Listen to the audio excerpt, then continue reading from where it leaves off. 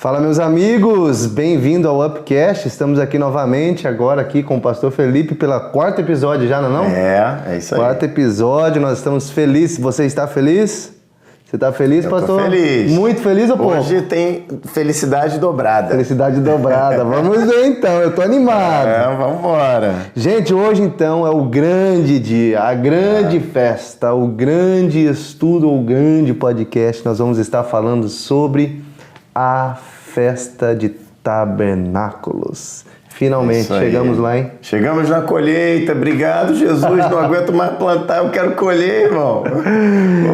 Pô, Uau! só sacrifício? Não, vamos colher. Cara, falamos sobre sacrifício, negar a si mesmo. Falamos sobre o que mais? Sobre tocar trombeta, ouvir a voz. Calar a boca para ouvir a de Deus. Calar a boca, fica quieto um pouquinho que Deus quer falar. Tudo isso para esse grande dia, tudo isso para esse grande momento. Tabernáculos. É isso aí. Então, a primeira coisa aqui que eu quero lembrar vocês aqui é que este estudo aqui é uma série, então se você não assistiu os outros Upcasts, assista isso lá, tem mais 3 episódios ali atrás, tá? Então hoje nós vamos estar dando início agora à festa de tabernáculos e estamos aqui com o pastor Felipe, ele vai nos introduzir a essa grande festa. Vamos lá, pessoal, já quero começar lendo aqui um versículo base, que está lá em Deuteronômio 16, que fala assim: a festa dos tabernáculos deve ser celebrada durante 7 dias, depois que tiverem recolhido o produto da era e do lagar, ou seja, a colheita. Alegrem-se nessa festa, vocês, os seus filhos, as suas filhas, os escravos, as escravas, levita, estrangeiro, órfão, viúva, ou seja, todo mundo, alegrem-se. Durante 7 dias vocês celebrarão a festa ao Senhor, seu Deus, no lugar que o Senhor escolher, porque o Senhor, o Deus de vocês, os abençoará em todas as suas colheitas e em tudo o que fizerem, e por isso vocês certamente poderão se alegrar. Meu irmão, tem promessa melhor que essa, cara. O grande problema é que todo mundo só quer chegar aí, né? Ah, garoto, ninguém quer pagar o preço. Ninguém quer passar as outras festas. Se você descobrir que não tem caminho sem pagar preço, tu me avisa. Até agora a gente não descobriu. Entendi. Mas, gente, a gente já se alegra demais em saber que o Senhor, Ele nunca fez a nossa vida pra gente sofrer, cara. Deus não fez o Filho de Deus para ser um sofredor, um lutador, um eterno apanhador, um eterno injustiçado, um eterno chorão. Cara, Ele fez pra gente chegar num lugar. Ele nos fez pra gente vencer e a gente alcançar um lugar, sabe? E eu vejo que esse é o ano, cara, que o Senhor olhou pra nossa humilde igreja Up House e falou: gente, vocês vão viver a festa da alegria. Vocês vão colher algo sobrenatural. Porque se eu creio, cara, que se Deus vir e dar essa promessa para nós, que a gente iria ter uma grande colheita, é porque Ele olhou para dentro de mim e de você. E Ele falou: eu vou dar alguns desafios para vocês e vocês vão vencer. Entende? Eu entendo que Deus, Ele olhou para nós e falou: cara, o desafio é grande. Mas vocês vão espiar, vocês vão se purificar, vocês vão se separar, vocês vão vencer e a gente vai viver a grande colheita, cara. Então isso é muito bom. Gente, eu só quero te dar aqui um parâmetro primeiro do que é essa festa, né? Festa de tabernáculos, é 7 dias, imagina uma comemoração de 7 dias, onde a alegria deles é que certamente Deus garantiria uma grande colheita. Você imagina isso? Deus virá para você em janeiro agora e falar assim: cara, você vai colher a maior colheita da tua vida. Eu já me alegrei antes de colher, mas eu já tenho uma promessa, uma garantia de Deus, que se eu obedecer, se eu seguir mandamento, se eu fizer a minha parte, Ele vai me dar a minha maior colheita de todas. Gente, essa é a promessa. E que não seria só eu, seria toda a minha casa, seria minha família, física, espiritual. Seria para todos nós. O Senhor não tem uma promessa para um, Ele tem para todos, né? Isso é muito poderoso, gente. E olha só, olha que coisa poderosa.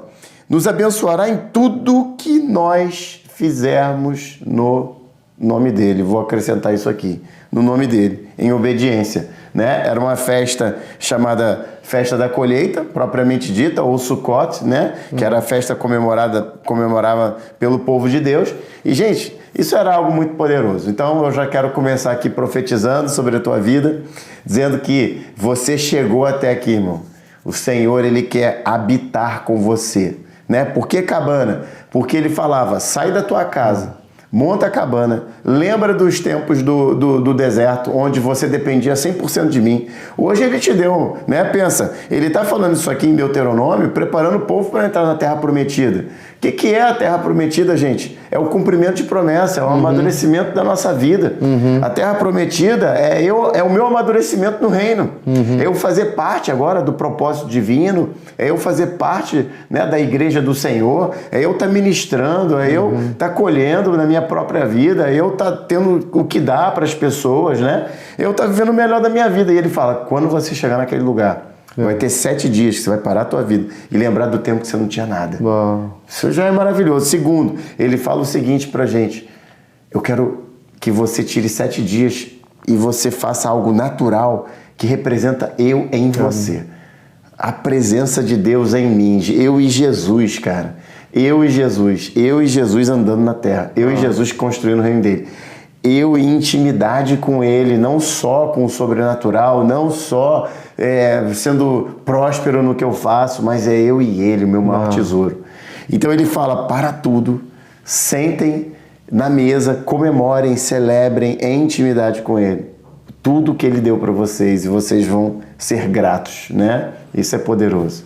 É lindo ver as festas, porque as festas, elas na verdade são um derramar sobrenatural, né? Da chuva do Senhor. Sim. Então a gente começa a ver as 4 primeiras festas, as festas de primavera, que a gente vê que nessas festas houve um grande derramar, houve uma grande chuva do Senhor nessas festas. Só para lembrar o pessoal, as 3 que representam Páscoa e Pentecostes, né? Isso, a Páscoa, as 3 festas que representam a Páscoa e a de Pentecostes.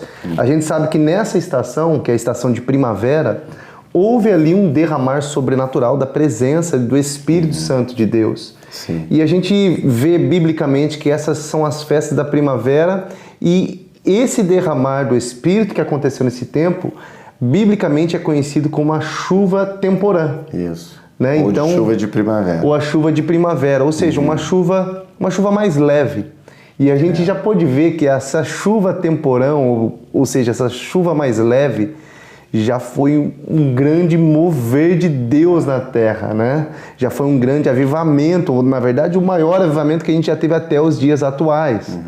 Tudo isso aconteceu durante essas 4 primeiras festas, ou seja, quando Jesus se tornou Cordeiro Pascual, se cumprindo ali, né, as festas de Páscoa até Pentecostes. Sim. Só que hoje nós estamos nesse vácuo de tempo aqui. Então a última festa, entre aspas, que a gente já experimentou em sua realidade é a Páscoa. A trombetas, expiação e tabernáculos em sua realidade é uma festa profética que a gente não experimentou ainda. A gente já falou isso em outros vídeos, assista lá. Mas o que eu quero dizer é o seguinte, essas 3 festas, né, que é a festa da Páscoa, festa de Pentecoste e de trombetas, essas 3 festas elas são marcadas por um derramar. Pentecostes e Páscoa pela chuva da primavera, pelo derramar da chuva da primavera, a chuva temporã, a chuva leve. Só que a gente começa agora então a entrar nas chuvas de outono. Então se prepara. Amém. Se prepara porque Tabernáculos está exatamente no período da chuva de outono, ou seja, a chuva, como é que é aquela palavra que você gosta? A chuva fora de época. A chuva fora de época. A Ou chuva seja, imprevisível. Imprevisível. E a chuva mais forte. A chuva imprevisível para o homem e para as estações naturais, mas previsível para Deus. Que na verdade é a chuva, biblicamente, nós conhecemos como a chuva serôdia. E se você já ouviu falar da chuva serôdia na Bíblia, você já reconhece que é a maior chuva, a chuva mais forte, a chuva que vai trazer a grande colheita dos últimos dias. Amém. Então nós estamos trazendo isso para os dias atuais, que como nós vimos, as festas elas são um ensaio geral né, daquilo que Deus está fazendo e aquilo que Ele vai fazer. Então nós olhamos para as festas do Senhor, nós olhamos para tabernáculos e nós sabemos que, embora nós não vivemos a realidade dessa festa ainda nos dias de hoje, nós podemos sim fazer um ensaio geral dessas festas. Muito bom. Eu quero dar uma base bíblica poderosa para mim que representa... Gente, eu vou até deixar uma dica para os estudiosos aqui que estão nos ouvindo, que querem aprofundar. Cara, o livro de Deuteronômio, ele foi o quê? Ele foi uma segunda chance de que o povo renovasse a aliança para aquela segunda geração, tirando a primeira que morreu no deserto, pudesse entrar na Terra Prometida. E Tabernáculos foi uma festa que eles só celebraram depois de entrar na Terra Prometida. Tanto é que ele fala, vocês vão celebrar essa festa no lugar que Deus designar, ou seja, no lugar que vocês ainda não pisaram, né? Então, gente, isso é muito profético, isso é a nossa vida hoje. Olha isso, então em Deuteronômio 11, versículo 10, diz assim, porque a terra da qual vocês tomarão posse não é como a terra do Egito. Eu tenho que parar aqui, irmão, porque isso aqui está muito profético e muito alegre. Eu quero já profetizar na tua vida que quando você lê Terra Prometida, irmão, é a promessa que Deus tem para você nesse ano. Eu quero declarar sobre a tua vida que essa palavra que é para você, que você está recebendo aqui em janeiro, que a gente está desde novembro, né? Que a gente teve a nossa conferência e que agora a gente, né? E agora desde novembro do ano passado, você está recebendo essa promessa é para você. Que a terra que você vai tomar posse não é como a do Egito, de onde vocês vieram, na qual plantavam as sementes, tinham que fazer irrigação a pé, como em uma horta. A terra que vocês estão atravessando agora, o Jordão, e vão entrar para tomar posse, é uma terra de montes e vales. O que significa isso? Não significa que só vai ter dia bom, não. Vai ter dia bom e dia difícil. E que você vai beber chuva do céu. Você depende de um relacionamento. A gente falou tanto isso aqui, gente, né? Que você depende de obediência, de relacionamento, de andar com Jesus. Ou seja, é uma terra que vai beber chuva do céu. É uma terra da qual o Senhor, o seu Deus, Ele cuida. Ah, garoto, tá começando a ficar bom. Eu posso ter lutas, eu posso virar um alvo das trevas, mas é uma terra que o nosso Deus cuida, com todo amor e carinho. Vamos lá. Os olhos do Senhor, o seu Deus, estão continuamente sobre ela, do início ao fim do ano, cara. Você imaginou, André, que você ia receber uma promessa, que agora em janeiro, Deus está se comprometendo que de janeiro a dezembro, Ele vai estar com você em todo o tempo. Olha que coisa poderosa isso é para nós, gente. E aí, continuando.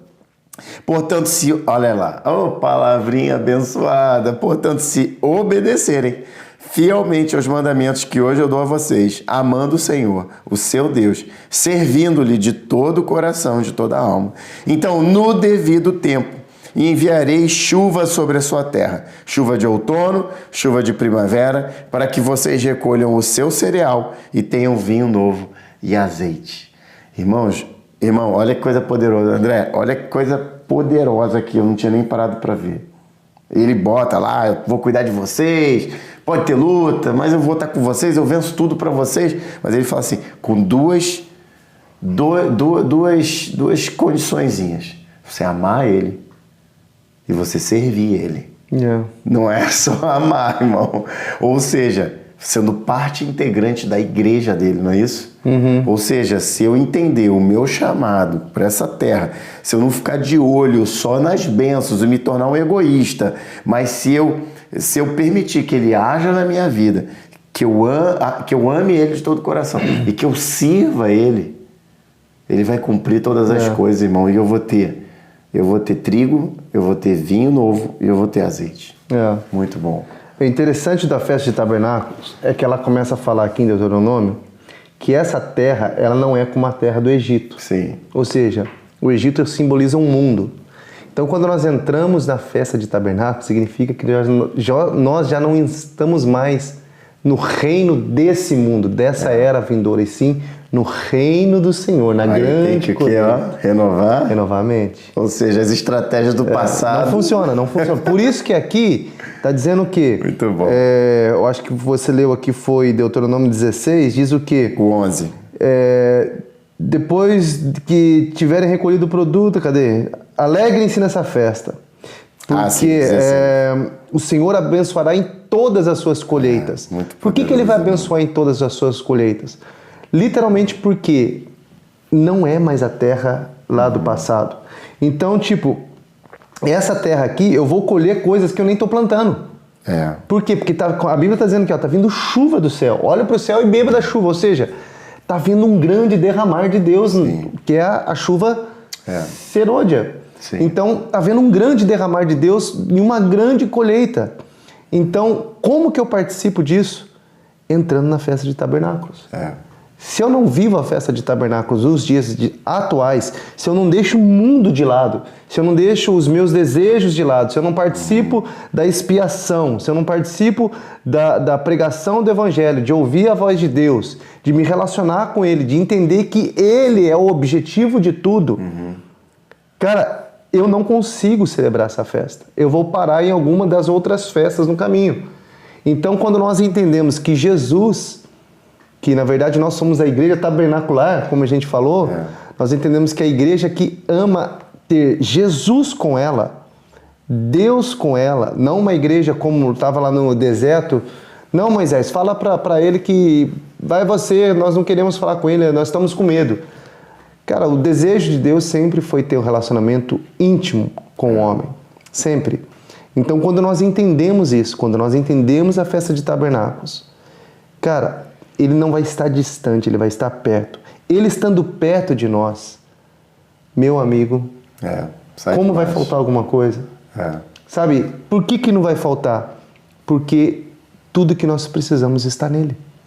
Então, trazendo para os dias atuais, nós começamos a ver essa importância. Existem colheitas que talvez você já colheu que você nunca plantou. Mas talvez porque você participou dessas festas e quando você menos parou para prestar atenção, você estava buscando a presença dele mais do que tudo nessa vida. Então, quando nós entendemos esse princípio, cara, nós começamos a experimentar essa parte, né? Um ensaio dessa chuva serôdia nos dias atuais. Olha isso aqui, André, Isaías 55, 9 e 12. E eu quero que você preste atenção numa coisa aqui. Cara, a gente leu o Deuteronômio. Estamos lendo agora um homem que viveu praticamente 1000 anos depois. Olha só a mesma linguagem. O profeta Isaías vai dizer o seguinte: como os céus são mais altos que a terra, ou seja, como as coisas do céu são muito mais poderosas do que as coisas da terra, como a mente celestial de Deus é muito maior do que a mente humana, aquilo que você falou do Egito para a Terra Prometida, né? Assim, os meus caminhos são mais altos do que os seus caminhos. Ou seja, se eu não renovar os meus pensamentos de Deus, mais altos do que os seus pensamentos, do Felipe, do André. Ou seja, se não houver um renovo da nossa mente, né, para entender o modus operandi de viver uma vida tabernacular, né? Ele fala, como a chuva e a neve que desce do céu não volta para ele, sem antes regar a terra, brotar e florescer, para que produza semente para o semeador e pão para o que come, assim ocorre com a palavra que sai da minha boca. Ou seja, ela desce do céu, ela alcança uma pessoa, ela transforma a vida da pessoa e ela não voltará para mim vazia, mas fará o que desejo e atingirá o propósito pelo qual eu enviei. Ou seja, a palavra de Deus, uma promessa de Deus, seja a palavra escrita revelada pelo Espírito, seja uma profecia que a gente ganha na nossa vida, não é isso? Então ela nunca vai voltar vazia. Vocês sairão em júbilo e serão conduzidos em paz. Olha a alegria aí de novo, irmão. E os montes e as colinas irromperão em gritos de alegria diante de vocês. E todas as árvores do campo baterão palmas. Cara, isso aqui é muito poderoso, porque Isaías entendeu que Deus estava querendo falar desde lá atrás, desde a época de Moisés, quando escreve lá o Pentateuco, Deuteronômio e tal. E isso vale até os dias de hoje, né? Que a gente pode falar centenas ou milhares de anos depois. É a mesma semente, é o mesmo princípio, é a mesma revelação, é a mesma promessa. Né? Joel 2, deixa eu ver aqui. Joel 2:23 diz assim, ó: Filhos de Sião, alegrem-se e exultem. Muito bom. Alegrem-se e exultem no Senhor seu Deus, porque Ele lhes dará as chuvas em justa medida. Ou seja, moderada, a primeira chuva, né? E fará descer como no passado, as primeiras e as últimas chuvas. E o que acontece então? As eiras vão se encher de trigo e os lagares vão transbordar de vinho e azeite. Então nós estamos vendo que existem duas chuvas. A primeira que já foi cumprida, sim, que é as 4 festas, lá atrás, vamos se dizer, há 2000 anos atrás, quando Jesus veio na Terra. Só que existe uma segunda chuva, que é a chuva do maior avivamento de todos os tempos, que será cumprida quando Jesus voltar novamente nessa Terra. Amém. Só que nós estamos vendo que nós podemos hoje experimentar em partes essa segunda chuva. Sim. Né? Por quê? Porque se nós andamos em tabernáculo hoje, nós começamos a automaticamente experimentar um ensaio daquilo que está por vir. E, gente, a Bíblia está dizendo aqui em Joel que ele vai fazer vai fazer com que as eiras vão se encher de trigo, vinho e azeite. Ou seja, nossas eiras vão estar transbordando. E é isso que a gente fala quando a gente caminha junto com Jesus. Eu não estou dizendo para você que você não vai passar problema, que você não vai ter lutas, que você não vai ter momentos difíceis. Não, a Bíblia a gente acabou de ler, né? Vai ter montes e vales, ou seja, vai ter dias bons e dias difíceis. Mas o que eu estou dizendo para você é que se você está caminhando com Jesus ao teu lado, nos dias difíceis, Ele vai estar com você. Então eu vejo isso no exemplo em várias pessoas na Bíblia. Eu vejo isso talvez escrito lá com Daniel nas covas dos leões. Sim. Lá na cova dos leões, Deus estava com ele. Eu vejo isso com Sadraque, Mesaque e Abednego. Lá na fornalha de fogo, Deus estava com eles. Eu vejo isso com tantos outros discípulos que, passando por momentos complicados, difíceis, Deus estava ali com eles nesses momentos. E é sobre isso que a gente fala, porque se a gente falar para você que nessa terra, não, agora você vai ser uma igreja tabernacular e você vai viver bênção e maravilhas, a gente vai estar mentindo para vocês. Vai ter montes e vales. Mas o princípio de ser uma igreja que anda em tabernáculos é porque nós não somos uma igreja que anda apenas de mover. Nós não somos uma igreja que precisa de uma palavra, uma igreja que precisa de um movimento. Não, nós somos uma igreja que estamos caminhando com Jesus. Para onde Ele vai, nós estamos indo. O que Ele está fazendo, nós queremos fazer. E isso é o que vai fazer com que nós tenhamos paz e alegria. Cara, eu vejo que uma das grandes dificuldades nossa hoje é ter alegria nos momentos difíceis. Eu acho que, inclusive, eu diria, cara, que esse é o tesouro mais escasso na Terra. E isso hoje é uma das minhas maiores ambições. Eu conseguir envelhecer alegre. Cara, eu vejo que não tem nada mais rico, né, do que você ganhar maturidade e se tornar mais alegre. O que normalmente a gente está acostumado? Ver os nossos familiares envelhecendo e se deprimindo. Ver as pessoas aumentando a idade delas e, ao mesmo tempo, elas vão o quê? Se tornando mais tristes. Não, cara. Na verdade, o que o Senhor tem é que a nossa alegria aumente. É a gente viver processos. E eu vejo como isso é uma linguagem celestial, que Oséias, aqui no capítulo 6, 1-3, essa grande passagem que muitos conhecem, né? Venham, voltemos ao Senhor, Ele nos despedaçou e vai nos curar, nos feriu e vai limpar nossa ferida. Depois de 2 dias nos dará vida, ao 3º dia nos ressuscitará, né? Você vê que esse processo, e viveremos com Ele, né? Fala muito do que é tabernáculos, né? Eu ouvir a voz, eu me afastar das coisas dessa terra, eu me sacrificar no 2º dia, né? Que seria o dia da expiação, e eu realmente ressuscitar com Ele. Eu me tornar uma nova criatura. Eu resolver, para eu poder viver com Ele. Não é só ressuscitar, vamos um dia todo mundo para o céu e acabou. Não, eu viver com Ele aqui na terra. A gente caminhar com Ele aqui na terra, sabe? A gente ter intimidade com Ele. E aí ele fala uma palavrinha aqui muito boa, que a gente acabou não falando no outro estudo, conheçamos e prossigamos em conhecer o Senhor. Isso é incrível. Porque a palavra conhecer na Bíblia, ela não é a palavra conhecer como nós conhecemos aqui, no nosso diálogo comum. Ah, prazer, como é que vai? Eu sou o Felipe e tal. Conhecer na Bíblia é momento de intimidade. E Adão conheceu a Eva. É ter um nível de intimidade com Deus, de ser um com Ele. Né? Sabe? Então, conheçamos e prossigamos em conhecer, ou tenhamos intimidade e prossigamos em viver em intimidade com o Senhor. Né? Sabe? E aí ele fala, por quê? Porque a sua vinda é certa. E ele descerá para nós como chuva, uma chuva fora de época que rega a terra. Então eu vejo assim como isso é poderoso, cara, porque somente aquele que anda em intimidade com o Senhor vai ser reconhecido como a noiva que vai estar pronta. E essa noiva pronta vai então experimentar a presença aqui na terra e no dia do chamado. E ele aqui, né, fala essa grande... Ele dá um adjetivo para a chuva, né? Uma chuva completamente fora de época. Então, pouco importa a política, pouco importa o cenário econômico, pouco importa como o nosso próprio coração está, irmão. O que ele diz para mim é que se eu for fiel, eu vou ter chuva.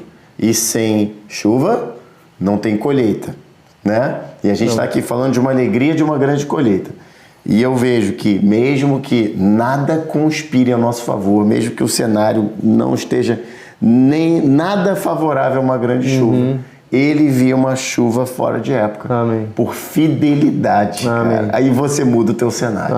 Essa é a fé, irmão. Nada pode vir a pior má notícia do ano e a gente vai se manter firme, porque a chuva vem mesmo fora de época, mesmo sem cenário agradável, não é isso? Não, exatamente isso. Então nós entendemos que para os dias atuais nós podemos ter um vislumbre, eu acho que essa seria a palavra legal para a gente usar aqui, um vislumbre do que será a festa de tabernáculos. Nós estamos entendendo que a festa de tabernáculos é uma festa que ainda não se cumpriu na história da humanidade e ela vai se cumprir na volta de Jesus, na segunda vinda de Jesus. Então, nós estamos vendo hoje, durante esses estudos, que essas festas elas podem ser vivenciadas hoje como um vislumbre, como um ensaio, né? Daquilo que Deus vai fazer, daquilo que Jesus vai fazer no futuro. Quando é a vinda, a gente não sabe, mas uma coisa nós sabemos. Tiago 5,7 fala assim, ó, portanto, irmãos, sejam pacientes. Olha isso. Essa palavra eu acho que é a palavra mais difícil para o cristão.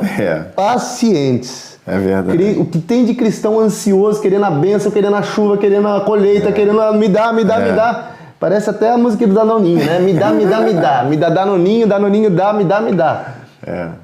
Tiago está dizendo o segredo. Sejam pacientes. Por quê? Sejam pacientes até a vinda do Senhor. Eis que o lavrador aguarda com paciência o precioso fruto da terra, até receber as primeiras e as últimas chuvas. Sejam também vocês pacientes e fortaleçam o seu coração, pois a vinda do Senhor é certa. Então nós estamos vendo aqui em Tiago, acalma. Vai haver um dia que não vai haver lágrimas, vai haver um dia que nós vamos estar felizes, não vai haver choro, não vai haver dor, não vai haver lutas, não vai haver enfermidades, não vai haver tristeza. Vai haver esse dia, quando o tabernáculo se cumprir literalmente. Mas enquanto isso, seja paciente. Acalme-se, aguarde-se. Vamos ter esse ensaio geral desse dia. Vamos ter um vislumbre desse dia nos dias atuais. Então eu olho para essa passagem aqui e eu vejo Tiago escrevendo isso há, sei lá, quase 2000 anos atrás. E eu falo, cara... Vale para o dia de hoje. Ele estava falando há 2000 anos atrás, relaxa, calma. E tem uma coisa interessante, André, nisso aqui. O que é a colheita no Novo Testamento? Né? Uma coisa para a gente alinhar a sua expectativa. A gente, desculpa, nós fizemos um compromisso de ser uma igreja tabernacular. Então, a ênfase nunca vai estar em bênçãos, em coisas naturais. Colheita, no Novo Testamento, o tempo inteiro Jesus está dizendo que são vidas. Então, a nossa maior alegria é ver o crescimento da igreja. Em saúde, em qualidade, em quantidade. É vendo uma pessoa sendo levada para Cristo, né? E é engraçado que a gente fala, sem chuva não tem colheita. A chuva é uma maior representação do poder de Deus, do Espírito Santo, descendo para tocar corações, para que Ele mova, para que pessoas sejam alcançadas em Cristo, né? E é engraçado que a colheita da primavera é representada por trigo e cevada, ou seja, é a colheita do cereal, né? E trigo e a cevada representam o povo judeu. E o trigo representa os gentios, né? O tempo inteiro a gente está falando que colheita são pessoas, mas o Senhor vai fazer um laboratório, irmão. Ele vai fazer um laboratório na tua vida profissional, Ele vai fazer um laboratório na sua vida familiar, Ele vai fazer um laboratório dentro do seu coração, Ele vai te purificar, Ele vai te dar bênçãos que você vai colher de frutos interiores, Ele vai dar bênçãos que você vai colher no seu trabalho, Ele vai dar bênçãos que sua família vai crescer, você vai alcançar sonhos, você vai ter tempo de descanso, você vai poder festejar muitas coisas boas, mas isso tudo remete à grande colheita. E a grande colheita são vidas, é o que mais importa para o coração de Jesus, e nós somos parte dela, nossa vida, tua vida, nós somos já essa colheita, né? E eu vejo que simbolicamente você vai ler cevada, povo judeu, trigo, o gentio, que somos nós, juntos representando cereal. Lá em Isaías 66 ele fala que vai vir uma multidão de pessoas que serão entregues diante do altar como uma oferta de cereal, né? Sempre representando vidas, né? E a segunda colheita ele fala sobre o vinho e o azeite. E o vinho ele representa principalmente ali em nós, né? O sangue de Jesus, a justificação, a alegria do Senhor em nós, né? O vinho novo, o azeite representando o Espírito Santo, o óleo de alegria, né? As duas formas de alegria ser manifestas em nós, não é isso? Mas eles representam também, né? Pensando em colheita, né? Que são os frutos, eles representam também a conversão de uma multidão de todos os povos e nações. Também é símbolo de vidas, né? Então, a gente vê, gente, o que a gente quer alinhar aqui é que eu não consigo enxergar que em tabernáculos eu tenho o direito de viver só para mim mesmo. Não tem como. Eu não consigo enxergar. Não é só para uma colheita minha, sabe? Não é só para algo que eu vou viver, concorda? É algo que nós vamos agradar o coração de Jesus. Pô, se o meu trabalho prosperar num nível absurdo, eu tenho que pensar, imagina a colheita que eu vou ver na igreja. Sabe, se a minha família viver a melhor estação de todas, o que eu vou pensar? Imagina a alegria das famílias que serão alcançadas e libertas das trevas. Que um dia era eu, irmão. Um dia era você, não é isso? Exatamente. Então eu vejo, gente, o quanto isso é poderoso, sabe? E se você pudesse falar pra gente um pouquinho, André, talvez pra gente... Vamos encerrar essa primeira etapa aí? Como é que a gente tá? Vamos encerrar essa primeira etapa. Tu quer encerrar ou tu quer continuar até o fim? Por mim, a gente dá uma pausa boa aqui e depois a gente já volta. Perfeito. Eu acho que a gente podia acabar aqui com esse Apocalipse maravilhoso, né? Apocalipse 14 aqui. Tudo tem um propósito, né? O que você acha? Você é o cara especialista aqui, ó. Pobre de mim. Tudo... Não, a palavra diz em Apocalipse, diz assim, ó, entoavam um cântico novo diante do trono, diante dos 4 seres viventes e dos anciãos. Ninguém podia aprender o cântico, senão os 144 mil. Sim. Nós já sabemos que é a igreja de Cristo, ou seja, judeus e gentios. Por quê? Porque vai dizer aqui agora por que são eles. Porque foram comprados da terra, então a igreja é o único povo que foi comprado da terra. Esses são os que não se macularam com mulheres, porque são virgens. Nós vemos que na Bíblia o único povo que aparece como virgem para Deus, para Cristo, é a igreja. Eles seguem o Cordeiro, o único povo que segue o Cordeiro é a igreja.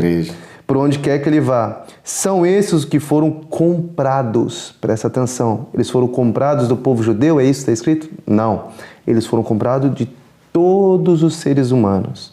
Então, quem que foi comprado? Biblicamente a gente vê que pelo sangue de Cristo, ele comprou para Deus homens de todas as tribos, raça, povo, língua e nação. Muito bom. E eles são o quê? Colheita. Primícia. São primícias, colheita. Eles são uma colheita. Mais uma para vez a Deus linguagem de tabernáculo lá no final. Lá no final de tudo. A linguagem de tabernáculo, ou seja, esse povo são primícias, eles são uma colheita para Deus. Então, quem que é a colheita para Deus? É a igreja. Amém. Então, quando a gente está falando sobre colheita, a gente está começando a entender que a colheita ela tem a ver com vidas. Ela tem a ver com o propósito de Deus sobre cada um. E a maior colheita de todas é essa. Deus vai receber. É a dele.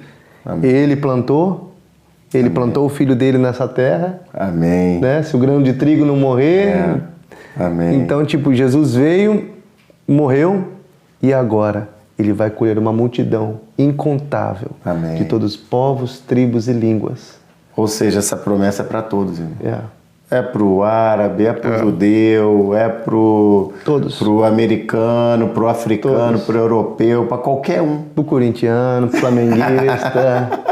O único lugar que a gente tem unidade aí, ó.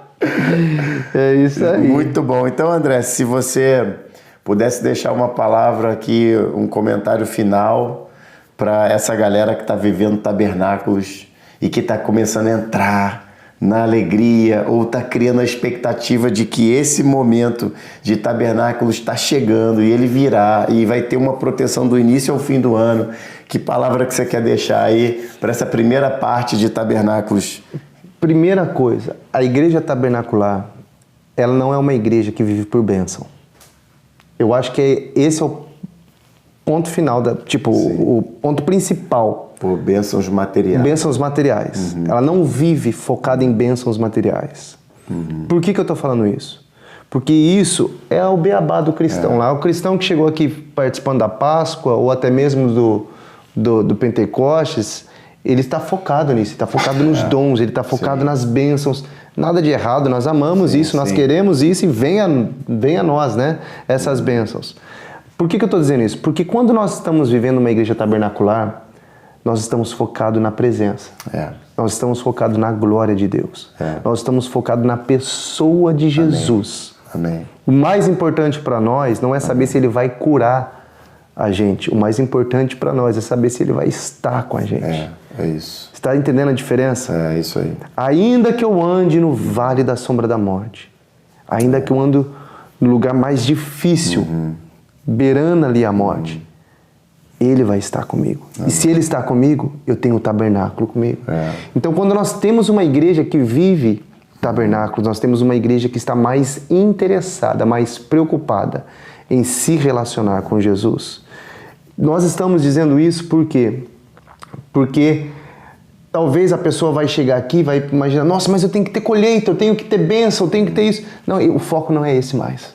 Isso aí é um cristão um pouquinho menos, vamos dizer, um cristão que está vivendo outras festas. Menos profundo. Menos profundo. Ele quer outras festas. Não, eu quero viver ali a festa de Pentecostes. Então ele fica ali animado com os dons que Deus está dando e ele fica treinando, aperfeiçoando isso para a igreja. Tudo isso é maravilhoso e nós amamos os dons e nós estamos querendo, né? Mas o nosso foco, o nosso olhar, o nosso anseio, o nosso desejo está nele.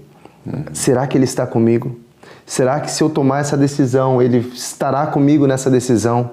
Será que se eu mudar dessa igreja e for para outra, será que ele vai estar? Será que é ele que está me conduzindo? E será que se eu sair desse trabalho e for para esse outro? Ou será que se eu mudar de cidade, mudar de estado, será que é isso que ele quer comigo? Será que ele vai estar comigo? Ou seja, nós estamos preocupados em incluir Jesus em cada decisão. Então, eu acho que para fechar aqui, eu queria dizer que a igreja tabernacular é a igreja que já se renunciou, é a igreja que já entendeu o princípio de ouvir e de falar, é uma igreja que está diariamente se limpando. Então, essa igreja que se limpa, que escuta para depois falar, e que é a igreja que se importa com a glória, com a presença manifesta de Deus, Eu creio que essa é um sinal de uma igreja que está caminhando muito próximo para se tornar uma noiva madura. Um filho maduro, né? Como a palavra diz. Amém. Então, é a igreja que está se preparando para o seu casamento, para viver literalmente o tabernáculo um dia. Amém. Então, essa é a mensagem que eu queria deixar para você. Não confunda, porque vai ter montes, vales e montes durante o tabernáculo nessa terra aqui. Mas se você entender que o seu foco não é as bênçãos ali, e o seu foco é Ele, é a presença dEle, cara, não importa a situação que você esteja passando, Ele vai estar com você todos os dias na sua vida. E eu quero te dizer, cara, não existe nada mais precioso em nossas vidas do que saber que Ele está com a gente, cara. Não tem. Amém, cara. E eu quero... O único momento aqui que eu vou ficar um pouco mais sério é o que eu vou falar para você agora. Estatisticamente e infelizmente até biblicamente, nem todos vão aceitar esse chamado, né?